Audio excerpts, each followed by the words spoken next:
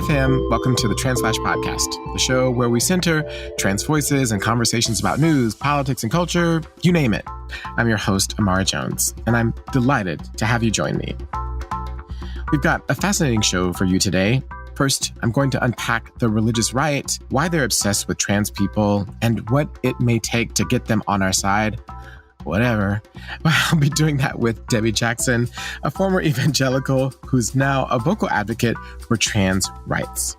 It's a church that was created based on the power structures of men controlling their women, their property. The Southern Baptist Church was all based on racism, and there's definitely a power issue there. After that, we discuss important updates to trans healthcare standards coming next year with Dr. Asa Radix, who's helping to create them. The last standards of care came out in 2011, and the new standards will come out next year. So that's 10 years. So 10 years of new research. But first, I want to start out by honoring a luminary in our community who was taken from us too soon.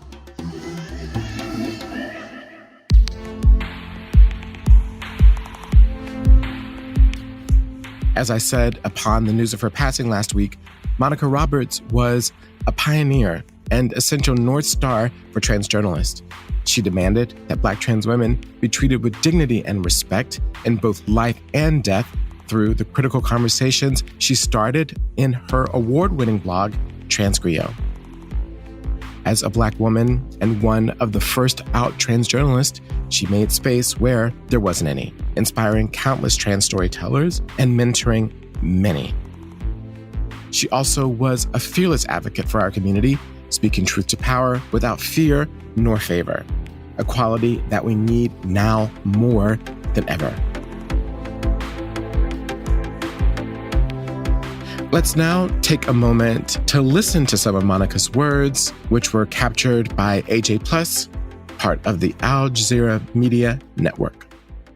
Far too often, I saw Black trans victims being misgendered, using the words man and women's clothing, the chosen name of the trans person in quotation marks. I was fed up with it, and I wanted to role model what good coverage looked like. I felt like the history of trans folks, especially Black trans folks, wasn't really told. Griots in West African culture are oral historians who are able to tell up to 5 centuries of their people's history from memory. One of the missions of Transgrio is to document our history, good, bad, and indifferent. And it has to be preserved for future generations to know about this. Monica, we are so grateful and owe you so much. May we take to heart the lessons you taught us and make you proud as we carry on your legacy. Rest in power and peacefully.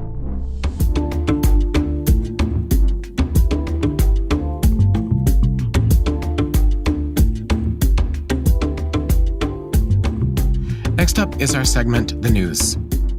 One thing that fascinates me is the religious right, because they are so obsessed with trans people, and they're a powerful voting bloc that Trump has locked.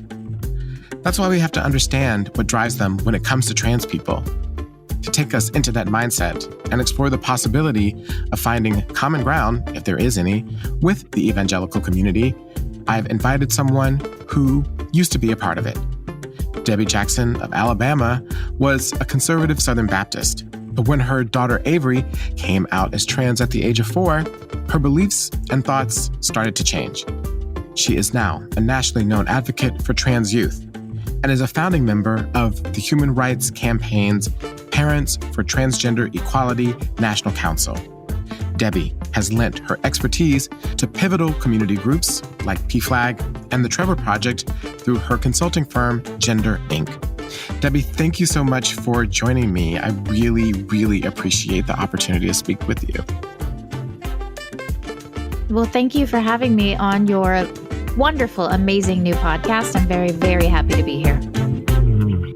On this podcast, we're not going to talk a lot about Avery, your daughter, because she is now a young adult who deserves her privacy. But I just wanted to recognize that she was on the cover of National Geographic with her famous pink hair at the time, which is one of the ways in which you were thrust into public consciousness. So I just wanted to note that at the top of our conversation here.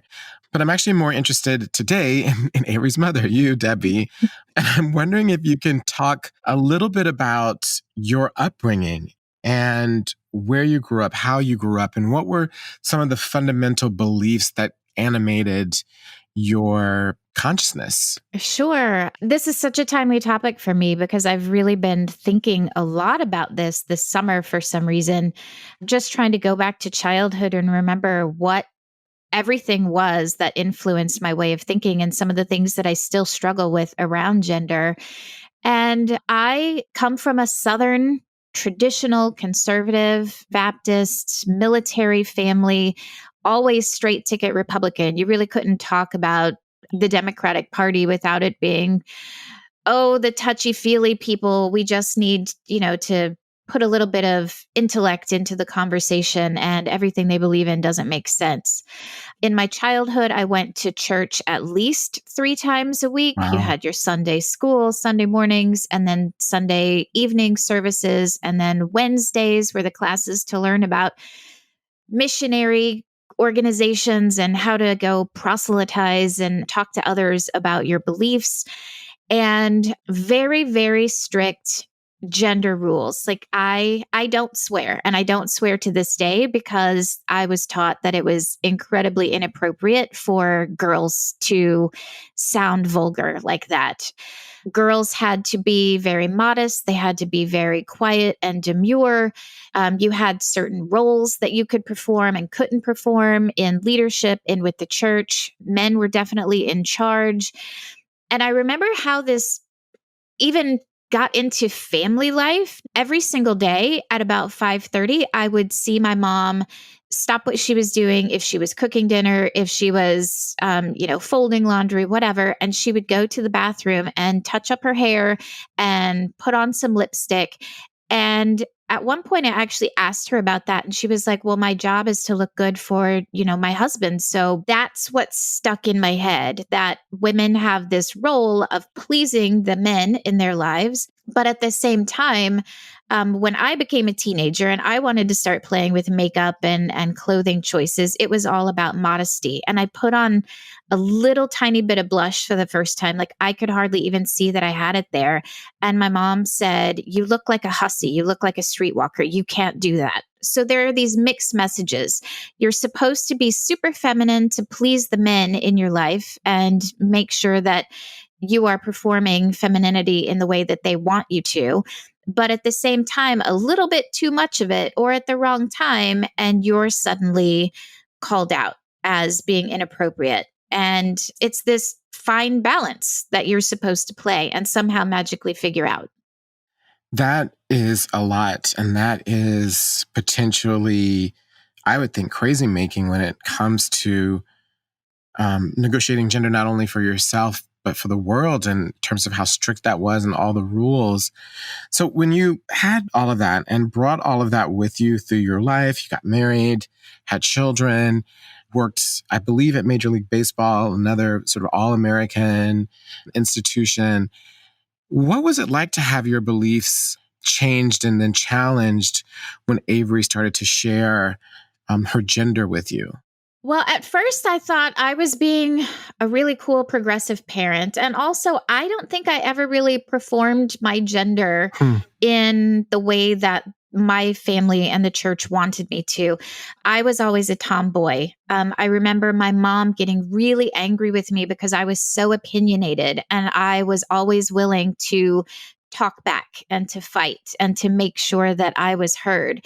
And she would get really, really upset with me that I was not appropriate and that sometimes she wishes she could be more like me, but it was just not acceptable and I needed to learn my place. So then it was really difficult. Like you said, working in Major League Baseball, in professional sports, almost all of the front office staff are former athletes or, men who wish they had been those athletes. So it's hard because I'm also really petite. I'm not quite 5 feet tall. And I know I look like a young child and kind of sound young. So trying to hold my own in meetings and things, I had to be as aggressive as possible, or at least kind of figure out how to play the game of who to talk to, when to talk to, so that my ideas were heard. When I had what I thought were two sons, I was really happy because I didn't really relate to girlhood in the way that I was supposed to. And I was afraid I would have a really feminine girl that I couldn't relate to. And I also knew that my sons were going to have a much easier time navigating the world than I did. Wow. So I don't know that I struggled with Avery wanting to transition, but I know that I really had no problems at all when she was breaking the gender rules when we thought she was a boy, because I was like, yeah, I broke a lot of rules too. These are really dumb rules. And I'm glad that, she has a chance to be herself. So I guess my question is, was there ever a moment where you did struggle with their transition in regards to the beliefs that you were brought up in? It sounds like the answer to that is no, but I just want to ask. I don't think I struggled personally because I already had so many doubts and issues about the way I was taught to believe. A lot of times parents will talk about going through a mourning process when their child transitions. I didn't mourn in the way that some people talk about. Like, I had these ideas for my child. What I was actually kind of mourning is that she, my daughter, was going to end up feeling the same way that I had felt, that there are limitations and restrictions, that things aren't fair, and you're going to be objectified, and you're going to be sexually harassed and face so much of the inappropriate things in your work environment. You don't know how to deal with that. That was where I really struggled. I didn't want my child to have to experience being a girl or a woman in our society. Wow. Given the tremendous terrain that these beliefs created for you in terms of things that you were trying to be, and then things that you unraveled and realized that you weren't, you have a really good understanding of all of the nooks and crannies of the Christian right in this country. I am wondering if you can help us to unpack why the evangelical community is so obsessed with gender and gender identity. It seems to be very beyond doctrinal and conflict with this idea of Christian love and acceptance. I think it comes down to power. It's a church that was created based on the power structures of men controlling their women, their property. The Southern Baptist Church was all based on racism, and there's definitely a power issue there. When I look at all of the rules that end up being imposed on women in the church, it's men in charge telling women how they are supposed to behave. It's men in charge who want to have their daughters have a promise ring to them that they will be chaste until marriage. There's definitely a sense of ownership.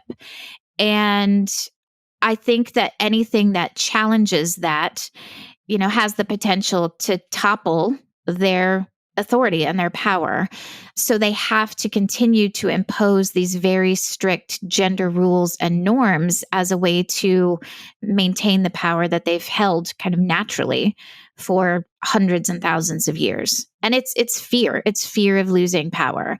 And unfortunately, the women in evangelical churches don't know any other way of existing. You're taught from the time that you can walk and talk.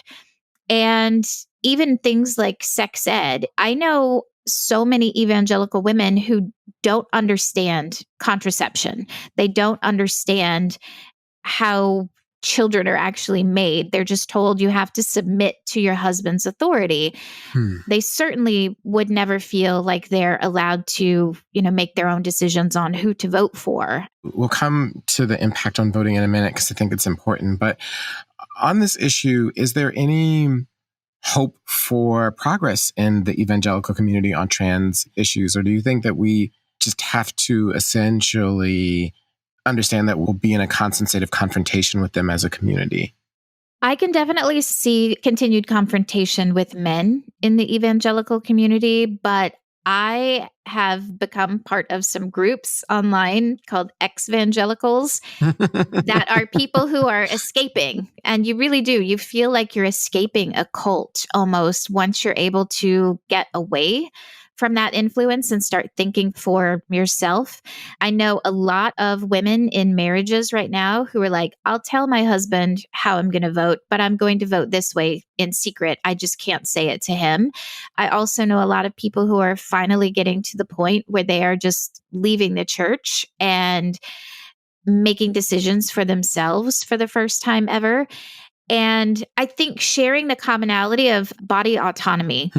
You know, women in the church sometimes, and I know it can be said disparagingly from outside the church, but people inside the church too can feel like you're just a breeder and you are meant to have all the children, as many children as you can, in order to please your husband and please God. But women are tired and it's exhausting. And maybe you didn't want to have 6 children that you then have to feed and take care of every day. And what I have found as a message that resonates is don't try to police my own child's body and tell her what is and isn't correct for her when you have been forced to do things with your body your entire life and police what you wear and police how you behave and police how you sit. Don't extend that to my daughter or other people in the trans community. This is all about us as individuals having a chance for self-determination and to not have to bend to the will of someone else who's trying to control us. Wow. You mentioned that many women in the church feel compelled to vote like their husbands. It seems as if evangelicals have had a disproportionate impact on our politics, particularly in this moment. There's so many things that you're describing where when I think about Trump, he makes sense in so many ways. The muscular patriarchy, the silence of Melania, the proliferation of children, the idea of submission, and even the idea of cults all kind of accrue to him in this moment. And as we move into the election, I'm wondering what your reflections are about this movement and Trump and the way that it intersects with gender and what kind of impact that's having on our politics and national life. Mm-hmm. I'm hoping that this is going to be a year when evangelical women finally stand up for themselves. I know a lot who voted as their husbands wanted them to vote in the previous elections. But at that point, we didn't know the width and depth and breadth of the depravity that we would see. So it didn't seem like it was such a scary thing to vote for this strong, intelligent, successful man, the way that he was presented to a lot of people. But again, women can see all the things that are wrong, the way children have been targeted, the way women's rights have been targeted. And I think that people are ready to take back some of that power and say, wow, we've been living under this structure in our own homes. We really don't like it when it extends to every possible moment of our lives outside of our homes either. And that's what he represents. I think when you see it within a church or you see it within your house, it seems small. But when you see the repercussions on the much more grand scale, it's frightening. And I hope that this is the year that people are going to stand up against that finally. Wow. What you're describing is that there's a possibility that seeing his impact on the large society is kind of that feedback loop of, as you say, evangelical women standing up for themselves and beginning to separate from this ideology. Like when you take it to its logical extent, it will be society-wide. And that seems to have been a trigger for people to begin to separate from that. And included of that, of course, as you say, are the attacks on trans people and just the attacks on everyone. I mean, on this issue, I wanted to just end where we began, which is around this really powerful insight that you gave around your daughter and fearing that she would have to experience essentially misogyny and patriarchy, and that is the thing that you're worried about. And I'm wondering that now as Avery moves into teenagedom and then further on young womanhood, are those fears the ones that you still have? Yes and no. She is very much a headstrong, independent thinker. That's not a surprise. Right. She has always been one to pave her own ways. Even now, she breaks gender rules and she's like, I don't have to wear something just because they say I'm a girl and I'm supposed to pick from the girls' clothes. So she loves the fact that she can be trans and still come back and break the gender rules. But also, I see as she's getting into the teens and there are first crushes and there's trying to impress new people in her life that she's definitely struggling a little bit with what it means to have the world see her as a teenage girl and how much she needs to conform to what is expected of teenage girls. But we have a lot of open, frank talks. We always have. And we are able to point out the hypocrisy between the way that teen boys and girls are allowed to dress and look and act and present themselves on social media and the pressures that everyone's trying to live up to right now. So I do have fears that, again, just because of our society, and because she has been affirmed for so long, that people do absolutely 100% see her as a girl and treat her as a girl, that she's going to suffer all the same things that every other teenage girl suffers from. But I hope that she has learned to be strong-willed and resilient and to speak up for herself, so that if she ever does encounter any of those problems, she can handle it, or she knows to immediately come to us and that we are here to help walk her through. Well, here's to Avery's example of finding freedom through the breaking of gender roles. Here's to you being a parent that modeled that and encouraged that. And I think just in so many ways, I want to thank you for coming on and for your leadership and your insights. I think that we need to hear your perspective because regardless of what happens in the election, the institutions of the evangelical community and just Southern Baptists in general will still be there. And we're going to have to find a way to navigate that and to create space for us. And I just want to thank you for your leadership and your love and your bravery overall. Thank you so much for coming on. Well, again, thank you for having me. Of course.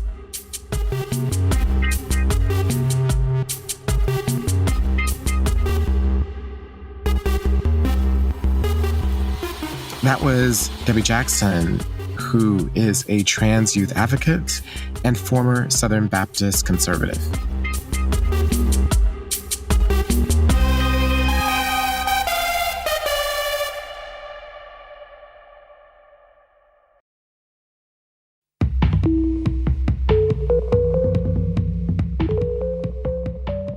And now it's time for Transform, the part of our show where we elevate change makers in our community who innovate and create a better future for us all. Transform takes us into their world. Dr. Asa Radix has been hard at work on trans health for decades now. He is the Senior Director for Research and Education at Callan Lord Community Health Center in New York City. Callan Lord is the single largest provider of transgender healthcare in the United States. But Asa's impact is even larger. He is currently setting new global standards for trans health as co-chair of a World Professional Association for Transgender Health Committee. That committee is developing standards to help inform medical professionals across the world about the type of care trans people need. Asa also sits on the board of that organization, WPATH. In full disclosure, Callan Lord is my healthcare provider. Callan Lord was neither consulted nor involved with this segment. Asa, thank you so much for joining us. I really appreciate it. I'm so happy to be here, Imara. Thank you for inviting me. Of course, of course. I think many people might be surprised that there actually is a global organization that helps to set trans healthcare standards, among other things. I'm wondering if you can talk about why trans health standards are really essential. Why do we need them? Well, I want to go back a little to the beginning when hormones first came out, and that was in the late 1930s. They immediately started to be used for transition care, but no one had standards. So every person who went to a provider got a different dose, got a different type. And you can imagine with the lack of consistency, we weren't really sure whether the doses were too high or too low. So when the WPATH standards of care came out in 1979, it was just about creating some type of consistency in the dosing and also trying to determine, who was right for hormones. Can you talk a little bit about how transgender health has changed and expanded over the years? You mentioned the beginning of hormone treatment in the 1930s. And since then, over the intervening almost 80 years, can you talk a little bit about how trans healthcare has changed? What things have we added to forms of treatment and access beyond hormones? Imara, that's such a great question. The first thing is that hormone care is much more mainstream now. In the beginning, it was really a very small number of medical providers, usually specialists. And now, really, any medical provider is able to prescribe because there are these great guidelines that exist, right? I think the insurance field has really made a big difference in the United States, especially under the last administration. It was made very clear that discrimination against transgender people would not be tolerated, and also that transition care was included under Medicare and under Medicaid in many states. And then, of course, on a state level, like New York, now really insurance companies are mandated to follow the standards of care and provide hormones and surgeries that are deemed medically necessary. So quite a lot has changed. Other things that have changed, we have research now. So we know, for example, that some types of hormones are not as safe as others. I'll give you one example. There was a type of estrogen that was used back in the 1940s, 1950s called ethinyl estradiol. In fact, it's still used in some countries around the world, but we know that it has really bad side effects. For example, causing blood clots in the legs, and the clots can travel to the lung, and you could die from that. So we know more and more about some of the bad effects.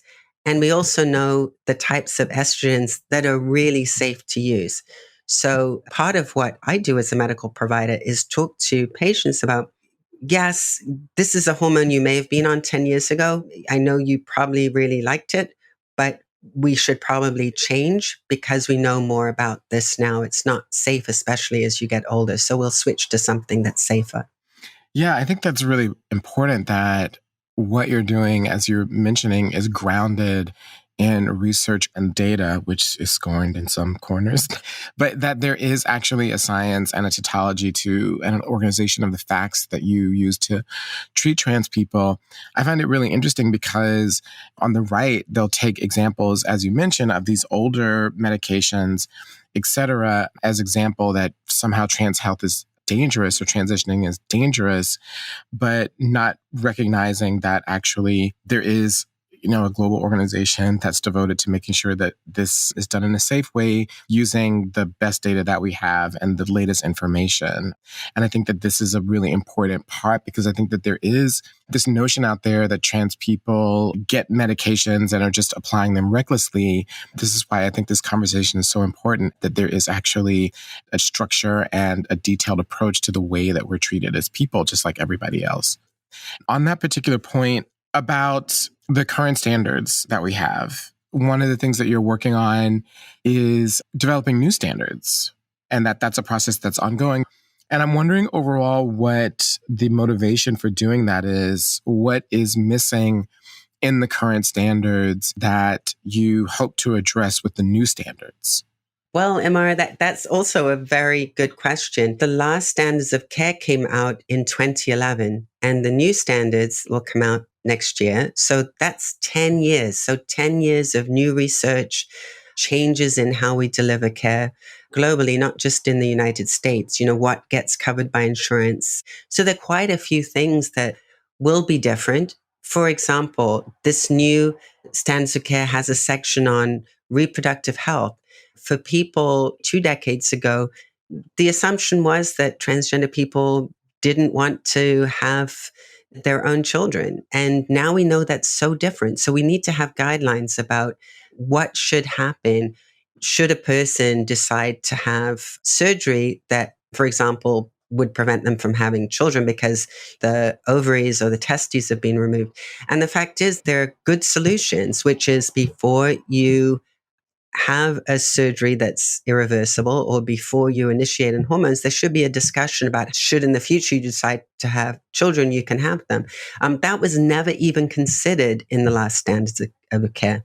Another area is about education. In the past, if you were a patient and you were going to have surgery, you would, I guess, find a surgeon, but maybe you wouldn't know how many surgeries they had done, what kind of training they had done, if they were really qualified to do this. And of course, there were some disastrous results. And now in the new standards of care, there's a whole section on education, really what to expect of your provider, what types of qualifications they should have before they say that they're competent to do this type of care. There are other areas, for example, there's a new chapter on people with intersex conditions. That wasn't there before. We've also separated out the child and adolescent chapters because obviously the needs that children have and the needs that adolescents have are very, very different. Also, because of the new research that has been done in the interim, we can say different things around when people should have cancer screenings or get screening for bone health, or what should we tell them about cardiovascular disease and so on. So it's a very packed revision with lots of new information. It's going to be incredibly exciting.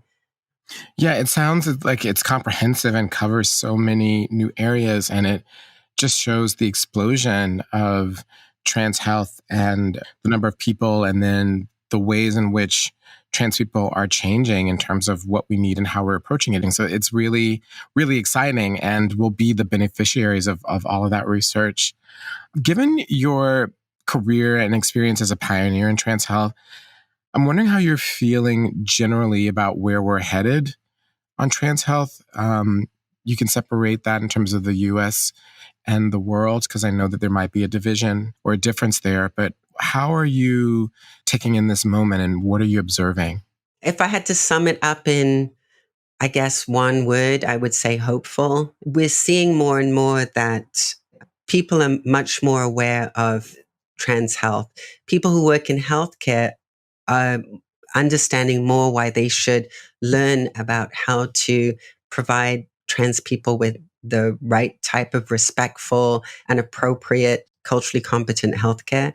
It's now become almost mandatory in many medical schools, nursing schools, and postgraduate training. I mean, I just reviewed an article today, and it's not about transition care or, gender affirming surgeries, but even they were interested, in ensuring that they could provide culturally competent care to trans people. So I think that's the big thing, that there's more awareness and there's more understanding that this is absolutely necessary.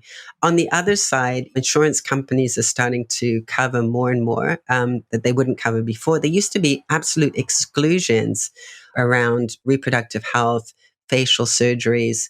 They had a whole list of things that they just didn't want to cover. And now we're seeing slowly some improvements there. Of course, whenever we get information from this current administration that they're trying to stop access, essentially, it is very disturbing. But I'm still hopeful that we can continue to provide this improved level of healthcare. And again, the new standards will be part of that because they're absolutely going to say that these things should be covered. I'm so heartened by what you are describing that's happening in nursing schools and medical schools across the country and healthcare providers. I mean, one of the most scarring episodes that I had was a time that I went to an emergency room maybe 6 or 7 years ago. And when I was there, I went for a stomach ailment that was pretty much, my primary care physician was sure was a stomach ailment, but that I had to go to hospital and get fluids and antibiotics. But the doctor in the emergency room was obsessed with the type of sex that I had, what I did for work, where I was immediately before I came to the hospital, and had basically concluded that I was a sex worker and had prescribed me the wrong antibiotic for what I had because he was convinced that I had an STD and I didn't. And I still remember that to this day, and how devastating that was and how reticent it made me to seek medical care in so many ways. And the fact that you're working in such a way, in a comprehensive way, where incidents like that can't happen or will happen a lot less is, I think, really, really, really encouraging. And I know that you've probably heard stories like that throughout your career. I want to thank you for joining us today. And I want to thank you for everything that you do and have done to advance the frontiers of trans health and to make sure that people here in the US and around the world who are trans get the healthcare that they need and seek and deserve.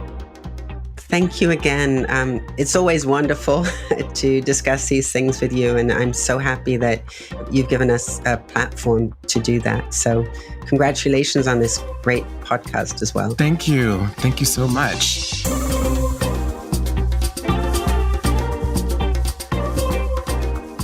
That was Dr. Asa Radix, who is transforming healthcare for trans communities through his work at the World Professional Association for Transgender Health and Callan Lord.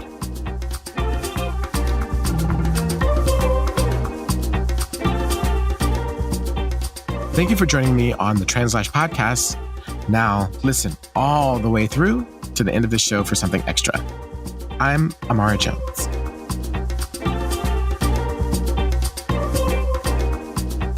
If you like what you heard, please, please, please go to Apple Podcasts to rate and review us. You can listen to TransLash wherever you get your podcast. Check us out on the web at translash.org to sign up for our weekly newsletter. Follow us on Twitter and Instagram at TransLash Media. Like us on Facebook and tell your friends and people who are not your friends. TransLash is produced by TransLash Media by Futuro Studios. The TransLash team includes Ruby Fludzinski, Oliver Ash Kleine, Montana Thomas, and Yannick Eike Mirko. And the Futuro Studios team includes Nicole Rothwell, Jess Alvarenga, Stephanie Lebow, Leah Shaw, Julia Caruso, and Sophie Davis. Our digital strategy is handled by Daniela Capistrano with support from Sean Watkins. The music you heard was composed by Ben Draghi and also courtesy of ZZK Records. All right, TransLash fam, what am I looking forward to? I'm looking forward to the fact that you all will be able to hear in podcast form on October 20th, a live political discussion that I had with the In the Thick team. Of course, In the Thick is a podcast that's produced by Futuro. Futuro Studios is also our partner in producing the TransLash podcast.